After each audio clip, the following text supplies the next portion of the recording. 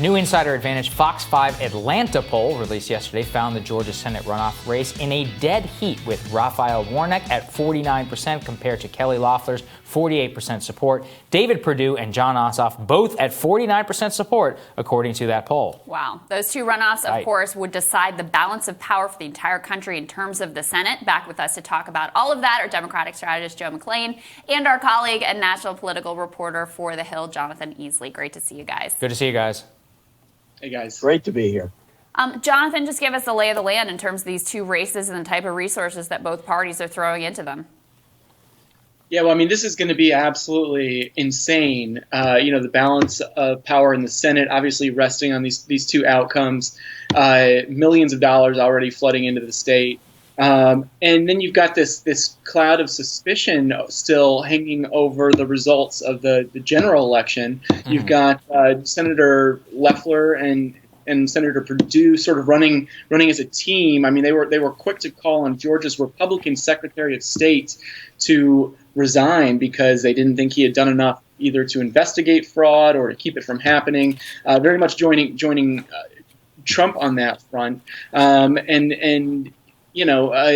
We've seen some interesting dynamics in Georgia so far. I think the participation among African Americans in Georgia during the general election was, I think, the lowest it's been in more than a decade, which was surprising because we'd always heard there was going to be maybe racial minorities that brought Democrats over the top in Georgia. It turns out it was probably affluent white suburbanites that are responsible for pushing Biden past Trump in the state. I think both, Senator Perdue did get more votes than Jon Ossoff there. So it seems like Republicans could be in a good position to hold those two seats. But we're probably looking at a nail biter today. It's going to be ugly. Yeah. Right. I should put the disclaimer up, like, who the hell knows with the polls? They got everything wrong this time around. Joe, but this is my question to you. What campaign are they going to need to run in order to be successful? Because I see it as a tremendous uphill battle for the Democrats. I mean, we had tens of thousands of votes in Georgia where these upper middle class whites, voted for David. They voted for Perdue or for other Republicans, their own Republican congressman, didn't end up voting for Trump. They don't have that same dynamic this time around. And a lot of these people may not be comfortable with the Democratic-controlled Senate. What do you think that the campaign is that these people are going to have to run down there? I'm not sure it matters. I think it's all about turnout. There's nobody who hasn't made up their mind. And that's the one place I think where the polling probably is accurate. In my view, this race is going to turn on turnout. And that means, do Republicans believe there was massive fraud and they just stay away from the polls? Or do they believe there was massive fraud and they have to go out and vote? Do Democrats feel like they're on a roll and they show up? How active is Trump? Does Trump do more harm than good for Republicans? This is just going to be fascinating to watch. There are so many variables here that you can't control.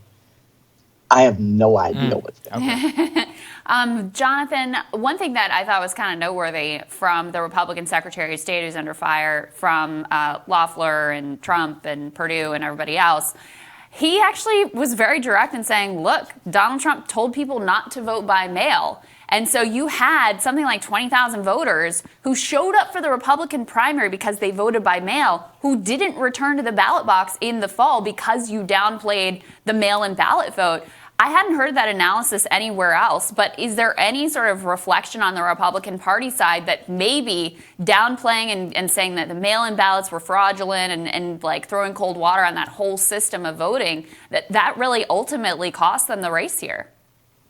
I mean, this was the most predictable thing ever, really. Every Republican that I talked to leading up to Election Day was warning that you shouldn't be suppressing your own vote and encouraging people not to vote by mail during a pandemic because it's just going to reduce the number of votes that you get. And now what we have here as well is these unsubstantiated allegations about these machines being, corrupt or switching votes. Right. I mean, if you're a Republican, how do you feel comfortable voting at all? You feel like there's fraud in the mail. You feel like there's fraud at the machines. So, the Secretary of State in Georgia, I think, is spot on, and one of the few public officials actually brave enough to stand up and talk about it right now. He's risking the ire of the entire Trump base, I guess. I mean, he's not up for election right now. Senators Loeffler and Perdue obviously need the Trump base to turn out for them, and so it's really not surprising to see them, joining Trump and making some of these claims or calling on the Secretary of State to step down. But I mean, it seems utterly predictable to me that if you warn your voters that the vote's not going to get counted, that maybe they don't even turn out to vote. I think that's an excellent point, and it's one that I worry about in terms of this election. Joe, this to your question about turnout, and then would this be so? Look, there's going to be oceans of money that are poured into this race. I mean, it's going to be the $1 billion Senate runoff or whatever. Is it going to matter though? I mean, one of the Crystal talked about on her radar today is like, look, they spent all this money and it didn't really work out that well in the 2020 election. What's that going to look like from an operational perspective? Well, I think it's going to be a huge turnout operation, at least on the Democratic side. I know it will be. I think you have to keep this race in the forefront of people's minds. So, they're going to spend a lot of money. They're going to spend a lot of money on TV. They're going to spend a lot of money on social media. I just don't know that it matters. I mean, everybody's mind is made up. Mm-hmm.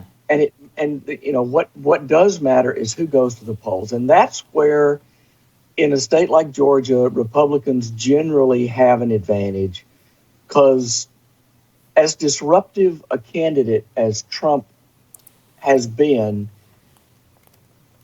at the end of that kind of campaign, things sort of return to normal. And normal in Georgia is to send Republicans to the Senate. Mm. Who knows? It's the Wild West in Georgia, man. Yeah, it's just a matter of who's going to be fired up on that particular day or over that time period. Yeah. All right, guys, so great to see you both. Good to see you guys. Thank you. Thanks, guys. Mm-hmm. Thank you. Coming up, former National Press Secretary for Bernie Sanders' campaign, Brianna Joy Gray, is going to join us to talk about all of the Washington insiders who are super excited about President-elect Biden's team. You can bet that's going to be interesting when Rising returns.